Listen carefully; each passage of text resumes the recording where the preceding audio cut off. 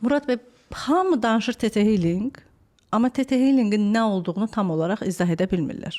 TT Healing nədir? Biz bilirsiniz ki, TT-Link təlimçisiyəm və biz hər həftə, hər ay insanlara TT-Link təlimləri keçirik. Teta 5 beyin dalğasından biridir. Misal bizim zehnimizdə 5 beyin dalğası var. Alfa, beta, gamma, delta, teta. Teta dalğasında biz yuxu ilə oyanıqlığın arasında oluruq.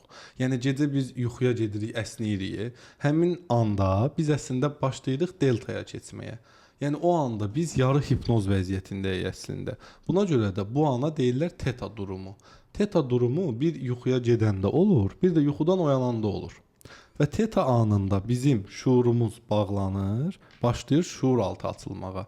Şuuraltı açıldığı üçün də biz onu rahat kodlaya bilirik, yönləndirə bilirik və dəyişdirib dönüşdürüb şəfalandıra bilirik. Siz deyirsiniz ki, biz bunun təlimlərini keçirik, Bəli. siz təlim verirsiniz də. Bu təlimdə nə öyrədirsiniz? TT-Link təlimi çox dərin bir təlimdir. TT-Link təlimi mən deyərdim ki, spiritual sistemin bazasıdır. Çünki TT-Link'in içində hər şey var. Enerji idarəsi, çakralar, düşüncə gücü, balanslaşmaq, ruhlarla danışmaq, bitkilərlə danışmaq. Yəni bir düşünün ki, bir bitkinin ruhsal mənliyinə yüksəlib onunla danışırsınız. O bitkiyə şəfa enerjisi göndərə bilərsən, sevgi enerjisi göndərə bilərsən, enerjisini dəyişə bilərsən. Bir heyvan, itən bir heyvanın ruhsal rəhbərini çağırıb onu öz yanına çağıra bilərsən.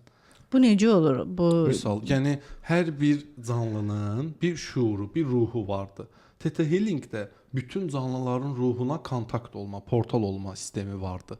Yəni məsələn, biz bu masanın da portal olub enerjisini dəyişə bilərik. Bu saatın da, antik bir əşyanın, bir heyvanın, bir bitkinin TT Healing'də ruhlarla kontakt var. Sizin ulu atalarınızın ruhu ilə də danışıb, o ruhdan alınması lazım olan bilgiləri ala bilirik. Yəni buna nümunə çəkim. Bir xanım var idi. Bunun çox yaxın bir adamı rəhmətə getmişdi atası və özünü asmışdı.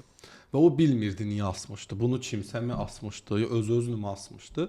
Biz onun atasının ruhuna kontakt olduq və atasının ruhu ilə danışanda TT-Link sistemində, yəni orada o 4-cü varoluş səviyyəsində olur. İzah eləyərəm onu sizə.